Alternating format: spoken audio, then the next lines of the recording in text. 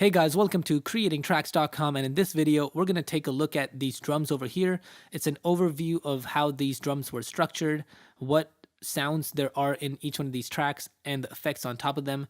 And we've done drum tutorial videos before, but not every tutorial can cover all parts of what needs to be done exactly to make a good drum track, because they all come with their own challenges. So in this one, we've got a bunch of things going on. We've got these group effects on top of it, which make everything come to life a little more fatter. So let's take a look at what they sound like. So check it out.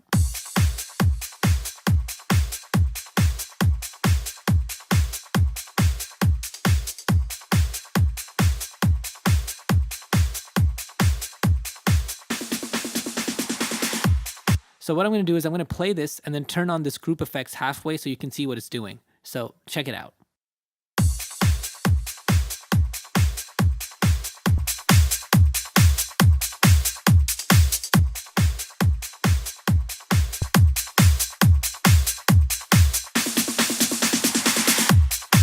So what I have over here inside of this group is a bunch of different layers. You can see my kick drum over here is made of two different layers.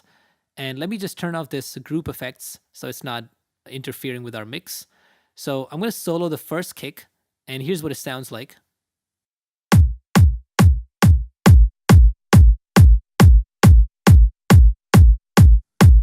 So you can hear this and think that this is a very powerful kick. Why did you have to add an EQ?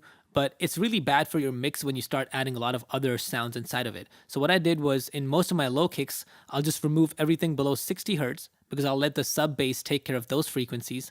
And then I'll clear some of these mids. So the best way to do that is find frequencies that you don't like first and then remove them.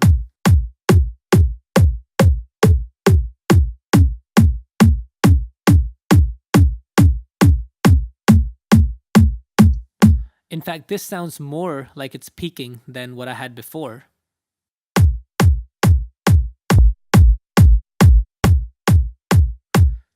So even though it sounds weaker right now, it's still going to start sounding more powerful once we add these effects on top of it. So with my group effects, here's what the kick sounds like. So here's the before and after. And that's with the final effects. And if I don't have these effects and I use it as it is, so yes, it sounds loud and bassy, but it's definitely a lot more muddier. So with the effects, so these effects, we're going to take a look at them in the next video. But for now, here's my first kick, and this is my second kick right here. And this is what it sounds like.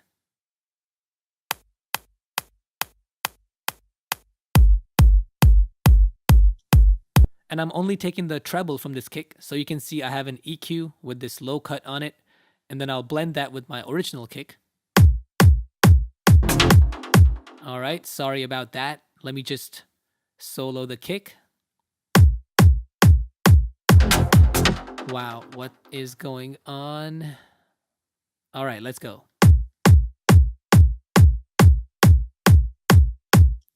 So it just pushes the kick a little more into your face and makes it a bit clearer. And then we have this simple snare sample. So just one single snare sound. And then we have our kick and snare together. So check this out.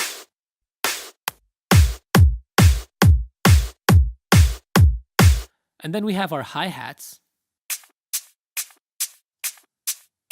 So you can see that I have a low cut on my snare because every track that doesn't have low end or shouldn't have low end, it's okay to just roll it off and cut it out because it helps clear up your mix a little better. So if I play this without the EQ, there's no point of that low end when my kick is going to be playing on top of the snare. So might as well just roll it off. So now we have these hi-hats, and I'm just increasing some of this high mids for this just to make it a little more clear. And I'm also rolling off the low end because there's no point in having any low end. So just a lot of basic EQ happening in most of these tracks. But then we have these fills.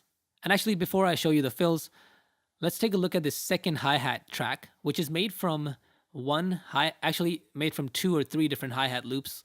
And we'll have a tutorial on how to make your own hi-hats with your loops. So here's one loop that I made from 2 different loops, and then I copied that. And then at the very end over here, I added a different loop right here. So just adding this fill at the end makes it sound a little more dynamic and also feels like it's leading onto something.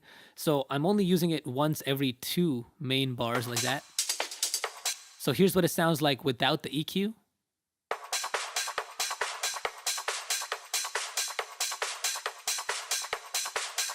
So even though it may not sound like a big difference, it still helps to clear your mix and later on helps in your mastering a lot. So always try to remove some low end even when there isn't any low end in your track. It just helps to clear the mix. All right, and then we have these fills, and we will have another tutorial on how to make your own short fills.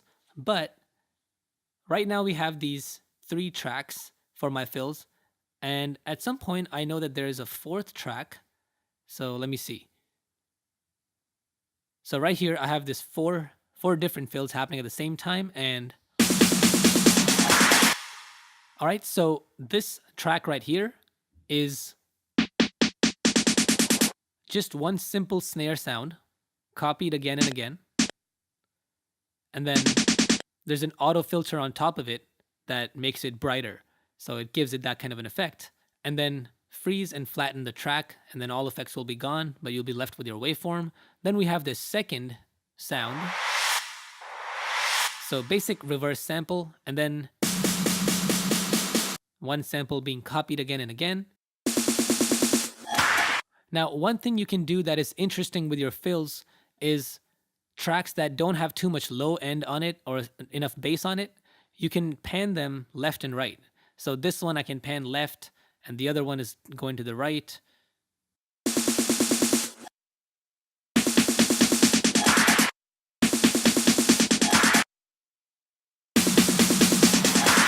All right, sweet. So in our upcoming tutorials, we're going to take a look at how to make some of these fills and different variety of short fills.